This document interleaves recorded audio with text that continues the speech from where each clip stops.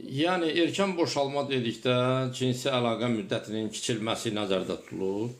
Ümumdünya Səhiyyə Təşkilatının normativi var. Əvvəllər cinsi əlaqə müddəti 2 dəqiqə müəyyən olunmuşdu. Son vaxtlar bu normativ dəyişilib 5 dəqiqə müəyyən olunubdur. Amma ümumiyyətlə cinsi əlaqənin müddətinin 5-10 dəqiqə çəkməsi daha məsləhətlidir. Nəyə görə ki, bu qadının orqazma çatma imkanlarını artırır. Yəni bildiyimiz kimi qadınlarda orqazmin baş verməsi biraz kişiyə nisbətən gec olur.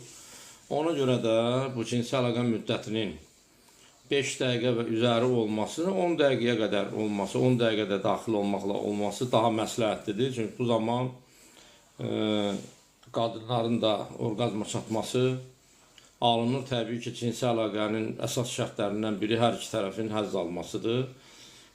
Bundan kənar olduqda cinsi əlaqə tam hesab olunmur. Və